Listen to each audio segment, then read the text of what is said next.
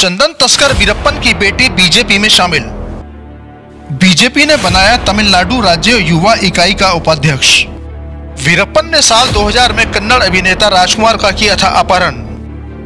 साल 2004 में पुलिस मुठभेड़ में कुख्यात चंदन तस्कर वीरप्पन मारा गया था। दक्षिण भारत में दहशत का प्राय रही चंदन तस्कर की बेटी विद्या रानी को बीजेपी नेता तमिलनाडु युवा इकाई का उपाध्यक्ष नियुक्त किया गया है।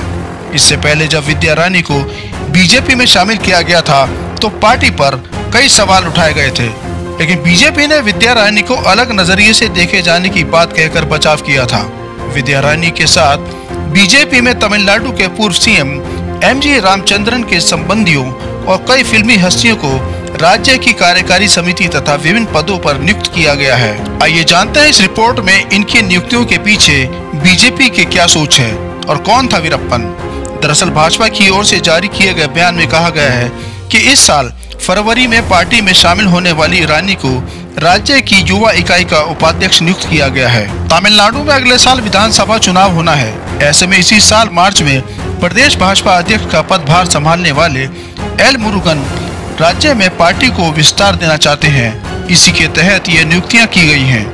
यही नहीं, इसके अलावा 2017 में बीजेपी में शामिल हुई एमजी रामचंद्रन की दत्तक पुत्री और रामचंद्रन के भाई और एमसी चक्रपाणी के पोते आर प्रवीण तथा अभिनेता राधा रवि को पार्टी की राज्य कार्यकारी समिति का सदस्य नियुक्त किया गया है। बता दें कि इसके अलावा अभिनेता विजय कुमार, निर्देशक गंगई अमरान, कस्तूरी राजा को बीजेपी ने कला और संस्कृति सेल का सचिव बनाया गया है।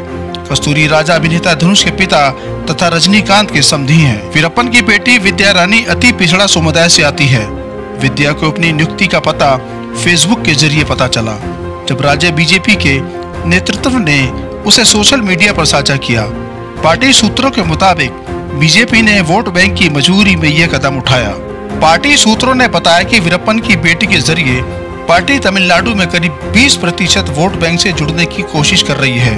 दरअसल तमिलनाडु में वनियार एक प्रभावशाली जाति समूह है और वीरप्पन का परिवार इसी जाति का है। बीजेपी इस समय केंद्र और देश के अधिकतम राज्यों में सत्ता पर काबिज है, लेकिन तमिलनाडु जैसे राज्य में अपनी जड़ें जमाने में अभी भी कामयाब नहीं हो पाई है।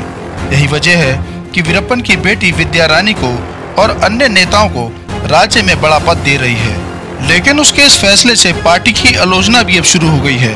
गौरतलब है कि चंदन तस्कर वीरप्पन ने तमिलनाडु और कर्नाटक के जंगलों में गढ़ बना रखा था। चंदन की तस्करी के साथ साथ हाथियों को मारकर दांतों की तस्करी में भी वीरप्पन की सक्रियता थी। इसके अलावा साल 2000 में कन्नड़ अभिनेता राजकुमार और 2002 में कर्नाटक के पूर्व मंत्री एच नगप्पा का अपहरण कर लिया था।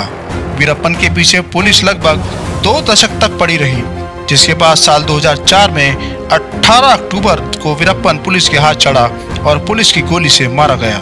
विद्या रानी से जब पूछा गया कि क्या राजनीति में आने के बाद दूसरी पार्टियों के नेता उनके पिता को लेकर उन पर हमला नहीं करेंगे, इस सवाल के जवाब में उन्होंने कहा कि हर किसी को मेरे पिता के बारे में पता है, उनके बारे में कुछ भी नया नहीं है, वो मेरे लिए हमेशा पिता रहेंगे।